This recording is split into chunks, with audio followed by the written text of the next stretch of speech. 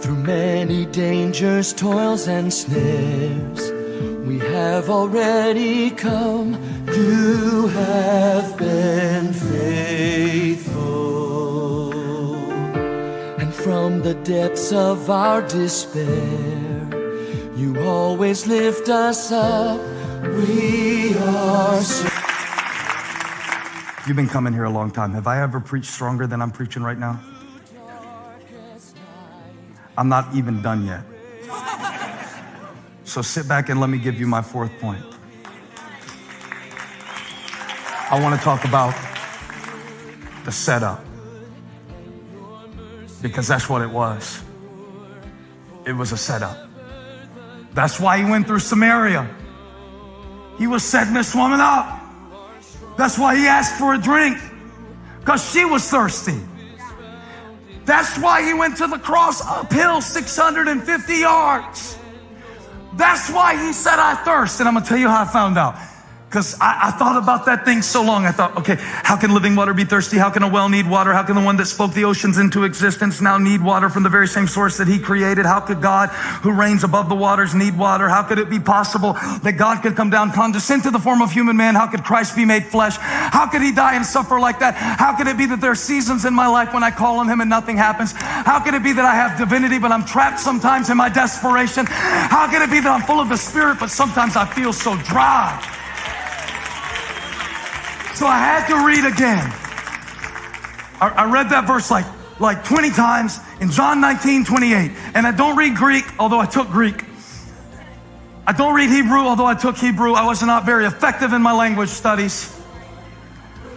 And I don't even read Aramaic, which is what Jesus was probably speaking in at the moment when he said, I thirst. But what I do read really well is English. And I know my punctuation marks. So when I read John 19:28, have y'all got like 7 minutes for me to tie this up? 7 minutes. 7-minute miracle. And so it said that after this, after all you've been through, after all they've accused you of, after all the people who walked away who should have been there, after this, after they counted you out and said you were nothing and mocked you, after this, after a crown of thorns was placed on his head, after the blood ran from his brow, after this, after they beat his back, after they released Barabbas, after this, after the cock crowed and Peter denied him thrice, after this, knowing that now all things were finished, Jesus had one more thing to say. One thing to do, because there are 300 prophecies and he was on 299.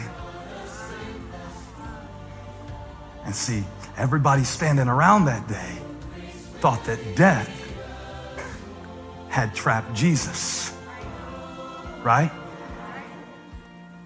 And the cross was a setup, but it wasn't set up by Judas,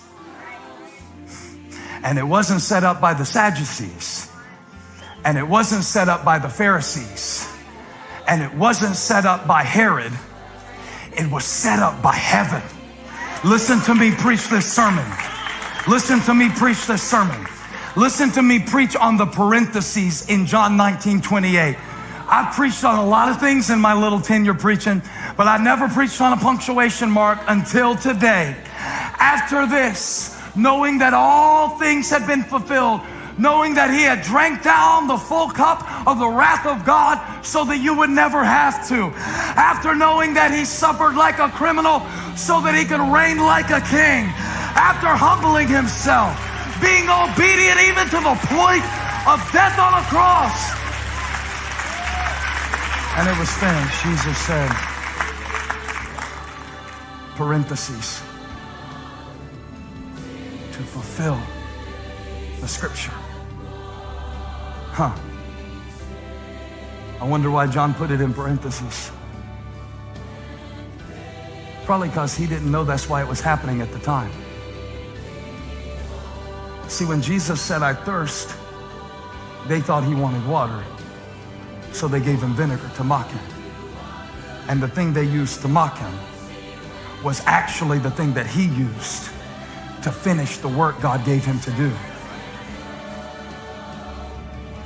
The thing that they put on a sponge to shame him was see, because listen, I got to tell you something. Stand up so I'll finish this sermon, please. Ooh, I got to show you one more thing. See, because when Jesus said, I thirst, to fulfill the scripture, parentheses, have you ever had to live in the parentheses? I mean, like, not understanding why you were going through what you were going through? Please be real with me. I cannot preach this sermon to closed hearts. I'm trying to give you water today for your thirsty soul. But sometimes you're in a wilderness and you don't know why. And sometimes you're looking at a Red Sea and you feel trapped. And Jesus looked trapped up there on that cross, but John said no. He wasn't trapped. Death didn't trap Jesus. Jesus trapped death.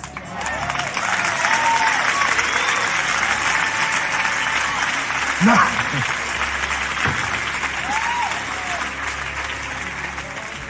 Now I know why he said I thirst. Now I know why the lips that spoke the waters into their place on the earth said I thirst. To fulfill the scripture, God has a purpose for every thirst in your life. Death didn't trap Jesus. Jesus trapped death.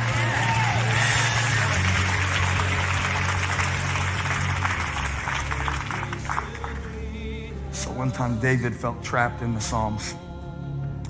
And in Psalm 69, he describes it in vivid detail. He goes, the deep waters have engulfed me. I'm surrounded by enemies. They hurl their insults at me. Does this sound familiar, by the way? It's a messianic psalm. It's describing centuries before the cross, what the cross would be like for Jesus. It is David. Jesus is called the Son of David. It is David pointing to the one who now says, I thirst. And David says something that although he is surrounded by what he calls deep waters of trial, he says that the reproach has broken his heart. The shame has brought him so low to this place that he feels like he's drowning. And you can get to a place where you feel trapped in doubt. And you can have dysfunctions in your life that have been there so long that you feel trapped inside of yourself. That's the worst place to feel trapped. Not in a bad relationship. I mean, you can always block that number. But what do you do when you're trapped inside of your own heart, your own broken heart? David said it's so bad, it's broken my heart, and I am in despair, I am in distress. But watch this, he said, I looked for pity, there was none. For comforters, I found none. Nobody could help me, I was trapped. I was trapped. I was trapped. He said, I got to the point where I asked my friends for food. Go to the next verse. And they gave me poison for food. The people who were supposed to help me hurt me. They gave me poison for food. I was thirsty, but for my thirst, they gave me sour wine to drink. And now I understand why Jesus said, I thirst. Go back to my scripture. It was to fulfill the scripture. It wasn't about water. Jesus was setting the trap for death. This was the last thing he had to do before the Spirit to be released. It's a setup. It's a setup. If he didn't suffer, salvation could not spring up like a well. If he did not suffer, it could not flow forth. If he did not die, he could not rise. Somebody shout, it's a setup. It's not the end. It's in the parentheses. It's in the parentheses. Sometimes you got to trust God in the parentheses, in the tight places, when it looks like you're trapped, to know that the very Red Sea that feels like it's going to kill you, it's going to drown your enemies behind you. Somebody shout it. Dare you shout it.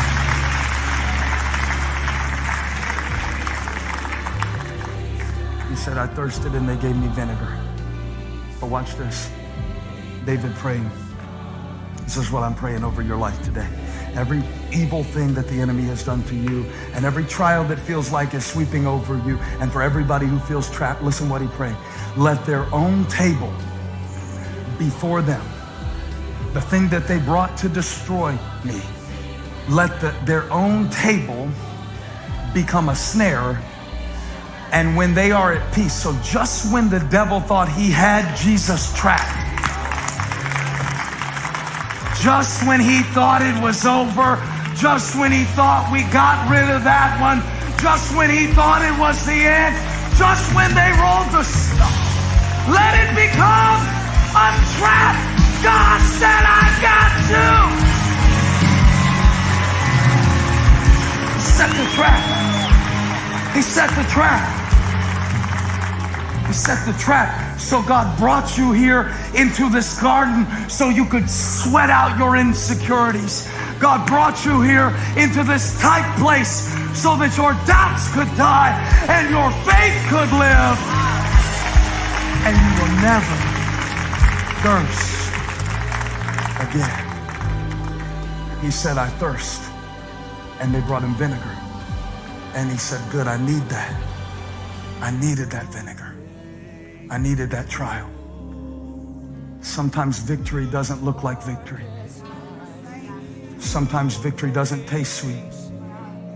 And when he said, I thirst, and they gave him the vinegar for water, after that, after he had received the sour wine, after he had set the trap on death, hell, and the grave, I promise you we're going to have the best Easter ever this year. I feel like Easter came early today. I really do. I really do.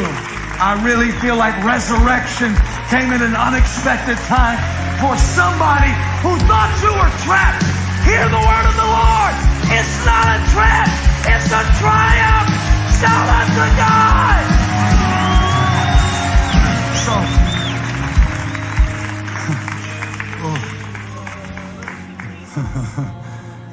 So Friday's trap was Sunday's triumph. Set up. I thirst, set the trap, and after he had received the sour wine, he said, it's finished. It's finished. The trap became the triumph. God's going to take the thing that looks, ask the children of Israel, they thought the Red Sea was going to be the end of them. It was the end of their enemies. You're not trapped. The devil is. You're not trapped. You're not. Touch somebody, say, I'm not trapped. Come on, I'm not trapped, and I'm not thirsty. Who the Son sets free. Now, how many believe that the sufferings of this present time are not worthy to be compared with the glory that will be revealed? How many believe Christ is in you, the hope of glory? Come on, shout like you believe that. Shout like you. Come on, Gaston. So, I'm going to tell you one more thing, and I promise I'm going to walk off this stage while I'm saying it. I love to preach the word to you, not because I like to hear myself talk. I love to preach the word of God to you because I know what this seed is going to do if you get it down in your heart. Huh? Now watch this. Favor flows from unexpected places. Do you remember when we were writing the song, Resurrecting? And it took about 9 months to write the song, and everybody on the team contributes in different ways. My thing is, I always like to write, and Chris can tell you this because we've been knowing each other forever. And y'all give it up for Chris Brown. This man is a great man of God. Well, I'm kind of weird. Because I like to, when the song seems like it should be over, I always like to put another verse. It's true, right? So we wrote the song and it was kind of done, not really done, but we thought it was done. And we finished the songwriting thing. And I started thinking I wanted to write this fourth verse for this song. And, you know, Chris is kind of lazy because he's a worship leader. And, no, I'm just kidding. He's the hardest working man in the praise biz. But,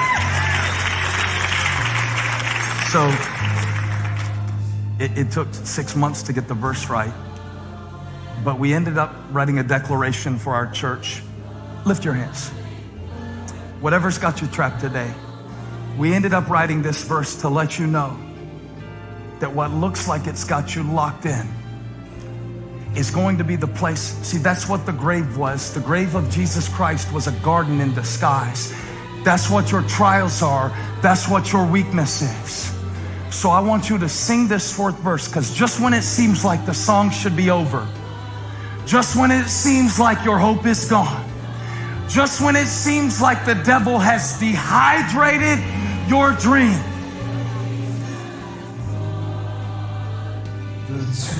soldiers watched in vain. So they thought they had him, right? Was borrowed for 3 days. They posted the guard right there. His body there would not remain. And now if he robbed the grave of its power, if the guards couldn't keep his body in, come on, church. Come on, I'm talking about rivers of living water. You never thirst again when you get this Spirit.